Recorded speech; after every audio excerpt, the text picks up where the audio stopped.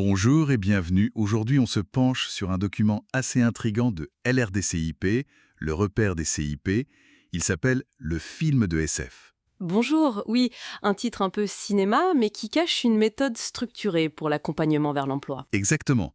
Et l'idée, c'est de comprendre comment cette méthode tente de lever les freins à l'emploi de façon très large. Tout à fait. Ce qui marque tout de suite, c'est cet acronyme SF, film de SF.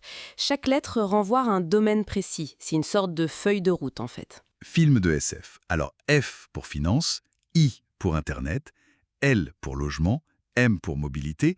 Ça, c'est le film. C'est ça, des aspects très matériels, très concrets au départ. Et ensuite, DESF, débourquement, E pour expression, S pour santé, et le dernier F pour famille.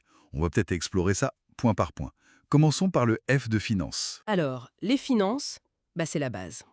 On évalue les ressources, le budget de la personne, s'il y a des dettes. D'accord. Et bien sûr, on oriente vers les aides possibles. Le RSA, l'ARE, ce genre de choses. Avoir une vision claire, c'est le premier pas. Logique. Et juste après, Internet, le I. Ça peut surprendre de le voir si haut. Plus tellement aujourd'hui en fait. L'accès à Internet et surtout savoir s'en servir. Ah oui. C'est devenu indispensable. Pour chercher un emploi, faire des démarches en ligne, ne pas avoir cet accès ou ces compétences, c'est un vrai frein. On imagine bien, ça isole vite. Ensuite, L pour logement. Oui, le logement. Est-ce que la personne a un logement stable? Est-ce qu'il est salubre? Parfois, il faut aider à chercher ou à régler des soucis. Un préavis, des impayés. Hmm. La stabilité du logement, c'est clair que c'est fondamental. Et le M, mobilité. Essentiel aussi. Le permis de conduire. Est-ce qu'il y a une voiture? Sinon, comment ça se passe avec les transports en commun? Surtout en zone rurale, j'imagine. Exactement. Ou même en ville. Comprendre le réseau, le coût, c'est parfois un casse-tête. Donc voilà pour FILM. Finance, Internet, logement, mobilité. Le socle, quoi. D'accord, c'est très clair. Passons à la deuxième partie. DTUSF, on commence par D, document. Oui, l'administratif. Vérifier que tous les papiers sont là. Pièce d'identité, carte vitale, titre de séjour si nécessaire. Numéro de sécu. C'est ça. Et aussi vérifier s'il y a un casier judiciaire qui pourrait poser problème pour certains emplois. Il faut parfois aider à régulariser des situations. D'accord. Puis E pour expression. Là, on touche aux compétences linguistiques, la maîtrise du français, à l'oral comme à l'écrit. C'est déterminant pour communiquer, pour passer un entretien. Si besoin, on oriente vers des formations comme le français langue étrangère, le FLE. Logique. Vient ensuite le S de santé. C'est vaste, ça, non? Très vaste. Ça peut aller d'une inaptitude physique précise pour un métier à la reconnaissance d'un handicap. Via la MDPH, par exemple. Oui, voilà.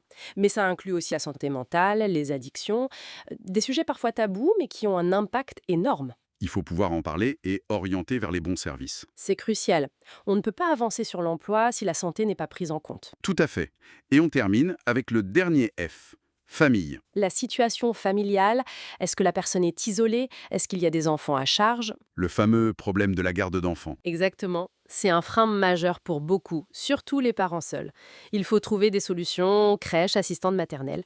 Et parfois, c'est aussi le manque de soutien de l'entourage. C'est un facteur humain très fort, donc au final, cette méthode FLM de SF, elle propose une vision à 360 degrés si on veut. C'est vraiment ça. L'idée forte, c'est de reconnaître que tout est lié. Un problème de logement L ou de santé S, ça peut ruiner tous les efforts faits pour la recherche d'emploi, même si la personne est super à l'aise avec Internet I. Et la question de la garde d'enfants, F, ça peut tout bloquer aussi. Tout à fait. L'approche vise à identifier tous ces freins, petits ou grands, et à essayer de les lever de manière coordonnée. Le but, c'est un accès durable à l'emploi, pas juste trouver un petit boulot pour quelques semaines. C'est une vision à long terme et qui demande un accompagnement vraiment personnalisé. Ça va bien au-delà du CV et de la lettre de motivation. Absolument.